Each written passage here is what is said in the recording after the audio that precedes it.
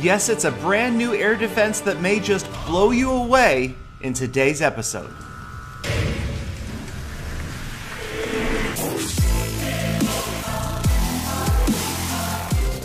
Greetings, fellow Clashers, and welcome. Yes, we had to crank up the dramatic music because it's the world premiere of the Air Sweeper. Yes, it's a brand new air defense, and there it is right there in action.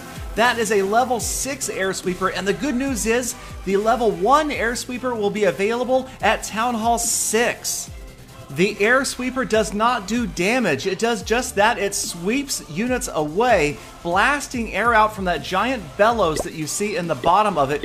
And yes, it is adjustable. Now, it covers about 120 degrees at a time, but it has 8 settings, and you'll notice the settings do overlap a little bit. So you can angle it to cover specific areas of your base. It is certainly going to put a wrinkle in air attacks all the way down to Town Hall 6, so dragons at Town Hall 6 may no longer be quite so overpowering.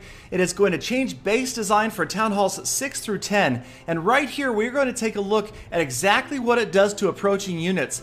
And watch closely, you'll notice that no matter the size or implied weight of the air unit, they are all going to be pushed back at the same rate, but they will recover at different speeds. Obviously, the minions faster, then the lava hound, then the dragon, then finally the balloon. This could adversely affect balloon attacks dramatically. Look at how far that balloon is being pushed back and how long it is taking that balloon to try to recover.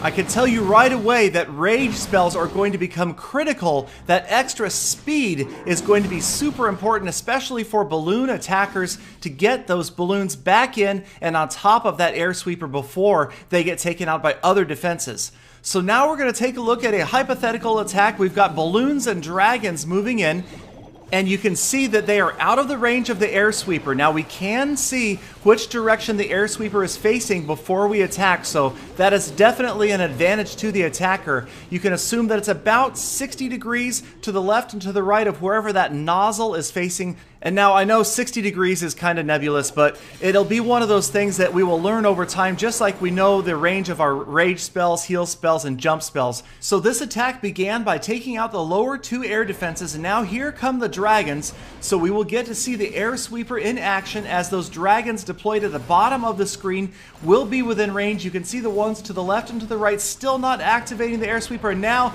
there it goes. It's going to grab those dragons and push them outward.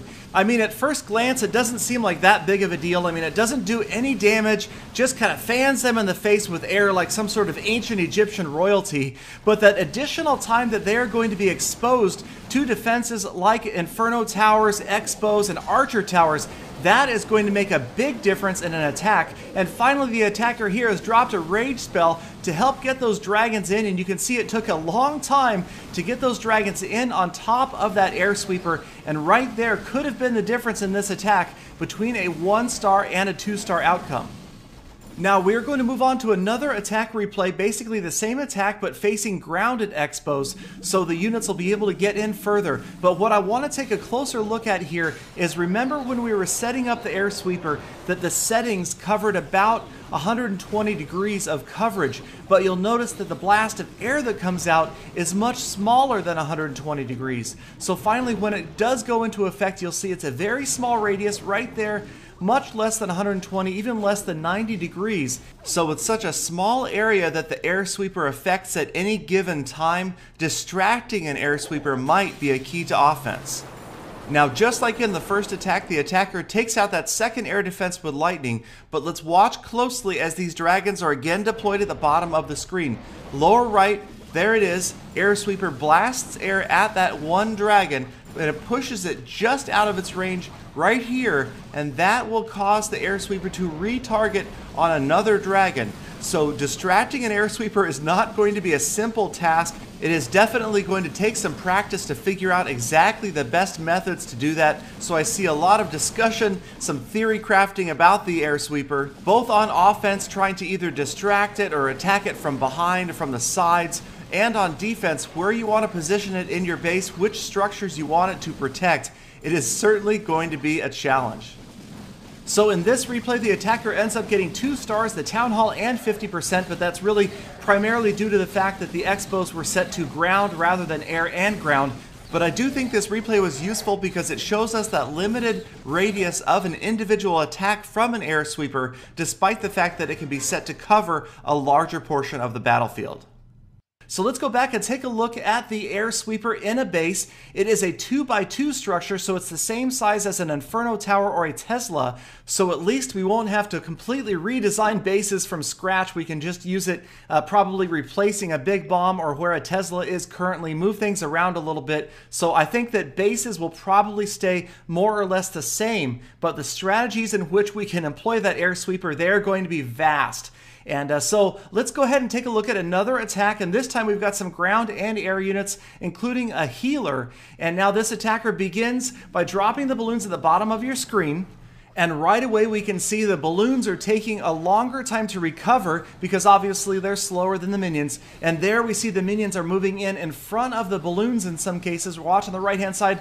Here come the minions getting in there more quickly. But again, the air sweeper will readjust on a different target if it pushes the first target out of its range. And as these units are moving after that air defense to the lower right, they eventually move out of range of the air sweeper. Right there it misses the balloons, but the balloons don't manage to take the air defense out. But it is a good demonstration of how we will have to take into account the speed of each air attacking unit. Here comes the Lava Hound getting pushed back as it goes after that air defense. Really only gets hit once before it moves past the radius. So in that case, the air sweeper not having much of an effect. Now it's pushing back the lava pups, pushing back the minions. And you'll notice as those minions get blasted back, the Expo can go to work on them, as well as the air defense and the archer tower on the right. And those minions can't get through any of those structures before they are wiped out. Now we've got a dragon moving in. Same problem with the dragon, getting pushed back and being so slow. He is going to get blasted by that thing 2 or 3 times before he finally gets into a structure. And there he's just going to get annihilated by all of those defenses. So I do anticipate a big change in Town Hall 6 and 7, especially war attacks. And now here comes the healer, and she is desperately trying to do her job, keeping that P.E.K.K.A. up. But now we see the long range of the air sweeper really pushing her back, probably cutting the number of effective heals in half that she is able to deliver to the P.E.K.K.A. before the P.E.K.K.A. does finally go down. The healer getting blasted back again and again. And now that the P.E.K.K.A. is gone, the healer left to be taken out by the air defense. So let's go ahead and take a look at one more attack. Here we've got balloons and minions moving in from the bottom of the base so we can see how they work against the air sweeper. So the minions come in first, and I think it is going to be critical to observe where that nozzle is angled before you start your attack. Notice the balloons off to the right. They are just out of range of the air sweeper, not being touched by that blast of air. They're able to move in a little more closely, take out some more defenses. Now the nozzle is turned to the right, push back those other units back to the left again, pushing the minions and balloons away from that wizard tower, but eventually they will overwhelm it, and now it is really going to be up to a rage spell. There's the rage spell to get those units in. Otherwise, those balloons especially would just be pushed back over and over and over again. The rage spell finally accelerating that entire pack of balloons in. They're finally able to get on top of the air sweeper, and there you can see they weren't pushed back while they were right on top of it. They took the air sweeper out, moved on, and although the attack was a fail, I think it's a great example of exactly how that air sweeper works. So there it is, you guys, the introduction of a brand new air defense structure, the air sweeper. It is going to be interesting to see how much it changes things. I want to hear your feedback. I have a feeling it's going to have more impact than we think. Just remember back to the Lava Hound, to the skeleton traps. When those were first released, people said, they're not going to change things that much. I have a feeling the air sweeper will also change the game significantly. You can always count on Clash of Clans attacks for the latest update news. Check out my other videos, like, comment, and subscribe for daily Clash of Clans content. Join me on my quest to 5,000 trophies, and I will see you again tomorrow with more full attacks.